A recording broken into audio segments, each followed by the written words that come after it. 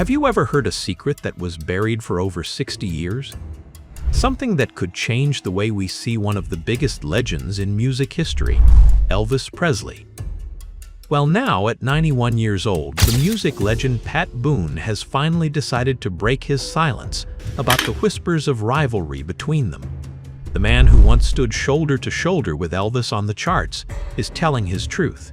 And trust me, what he's revealing will make you see the king of rock and roll in a way you've never seen before. Elvis Presley, I heard his record on a jukebox in Dallas. He's a hillbilly. I said, "Hi, Elvis, I'm Pat Boone. Nice to meet you." He was clearly shy or nervous, so he backed against the wall and I quit trying to talk to him. So grab your headphones, because this story is about friendship, faith, fame, and the price of living in the spotlight. This is the Elvis Presley truth, finally revealed at 91. Before Elvis became the king of rock and roll, there was another young man quietly making his debut in the world of rock and roll, that is, Pat Boone. Pat wasn't your typical rock star. He didn't have wild dance moves, leather jackets, or rebellious lyrics. He was a polite, charming boy. Born as Charles Eugene Boone on June 1, 1934, in Jacksonville, Florida, Pat grew up surrounded by family, faith, and music. He was raised in Nashville, Tennessee. Unlike most stars who chased fame, Pat valued morals and respect. He studied English and speech at Columbia University, shaping his calm, confident way of speaking that made audiences feel like they knew him personally. When rock and roll exploded in the 1950s, when music was getting louder, wilder, and a bit scary to parents everywhere, that's when Pat Boone did something completely unexpected. He started covering rhythm and blues songs which were originally performed by black artists like Fats Domino, Little Richard, and Ivory Joe Hunter. His versions of Ain't That a Shame, Tutti Frutti, and I Almost Lost My Mind became massive hits. But Pat had his own little twist.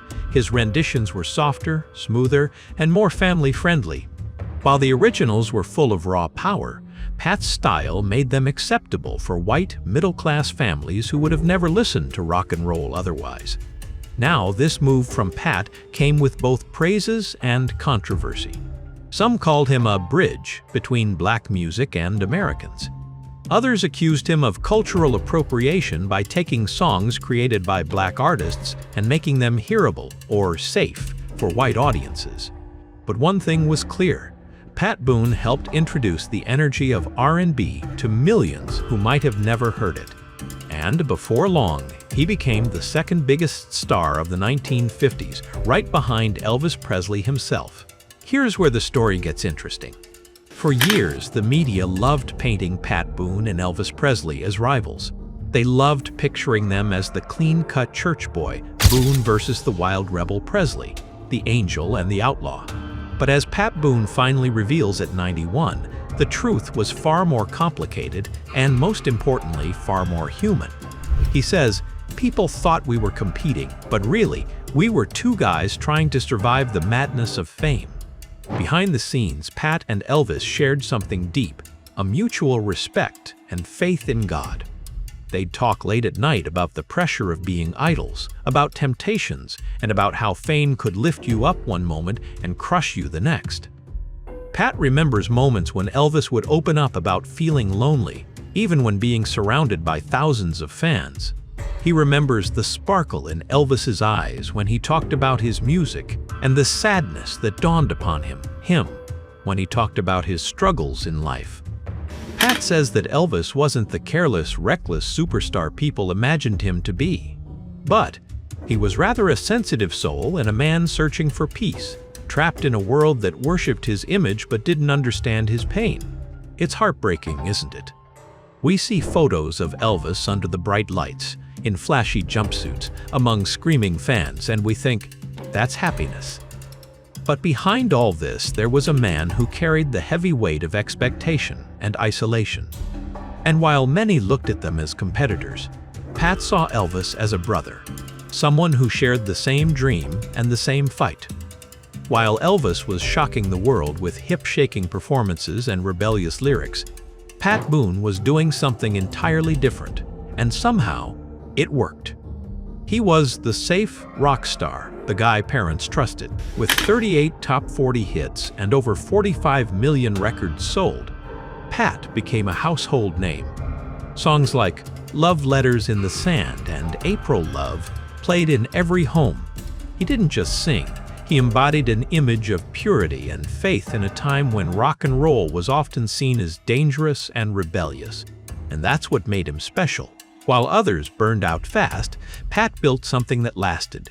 From 1957 to 1960, he hosted the Pat Boone Chevy Showroom, a variety show that brought music and laughter into American living rooms every week. He wasn't just a singer, he gradually became part of the American families. Pat also starred in movies like April Love and Journey to the Center of the Earth, choosing roles that matched his wholesome values. He refused to play characters that clashed with his morals, even if it meant losing big opportunities. And that decision? It's what kept his fans loyal for decades. Even as Hollywood turned wilder, Pat stayed true to his faith, his wife Shirley, and his family. And honestly, that's rare, especially in the entertainment industry. And yet, even as he celebrated this new chapter, people still wondered, what about Elvis? Why had Pat Boone stayed silent about their friendship for so long? Now, at 91, Pat Boone is finally telling the truth. He says, "People thought Elvis and I were rivals. We weren't. We were brothers in faith, just walking different paths." He reveals that Elvis often struggled behind closed doors. The fame, the constant spotlight, the pressure to be the king, it was too much for one man to carry. Pat remembers praying for Elvis, talking with him about God, about finding peace in a world that demanded so much. He says Elvis was kind, generous, and full of love, but trapped in a cycle that was hard to escape. When Elvis died in 1977, Pat says he cried not just for the king of rock and roll, but for the man he once knew, a man who wanted to do good but couldn't find his way through the noise of fame. And that's why, after all these years, Pat Boone finally decided to speak out, not to stir drama, not to relive the past, but to honor a friend, to show the world that Elvis Presley wasn't just an icon, he was human, a man who laughed, prayed, struggled, and dreamed, just like the rest of us. And maybe that's the truth we all needed to hear. Now, just when the world thought Pat Boone had done it all, he pulled off one of the biggest surprises of his career. In the late 1990s, he released an album called In a Metal Mood, No More Mr. Nice Guy.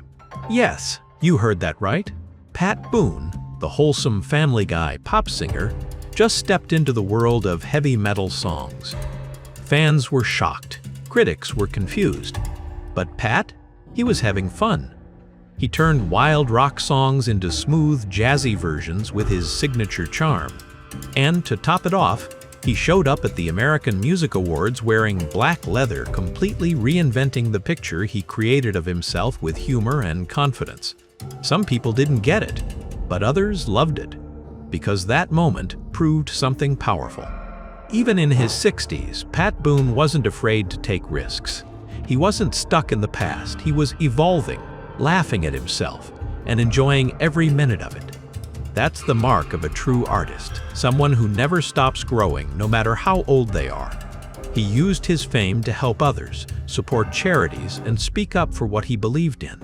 And through all this, he never forgot the people who made it all possible, his fans. That's why, even today, when Pat Boone speaks, people listen. Because he's not just talking about music, he's talking about life. So here we are, after nearly 70 years, the truth about Elvis Presley has finally been revealed. Not through gossip or headlines, but through the heartfelt words of a man who knew him best. Pat Boone's story reminds us that behind every legend, there's a human. Behind every flashlight, there's a life that seldom shined. He and Elvis may have walked different roads, but in the end, they were both chasing the same dream to touch hearts through music. And maybe that's why their stories still matter today, because fame fades, but truth and kindness last forever. Now I want to hear from you. Do you believe Elvis Presley's life would have been different if he had more people like Pat Boone around him? And who do you think carried the spirit of true rock and roll better, Elvis or Pat? Tell me your thoughts in the comments below. And don't forget to hit like, subscribe, and turn on the bell so you don't miss our next video. Thanks for watching.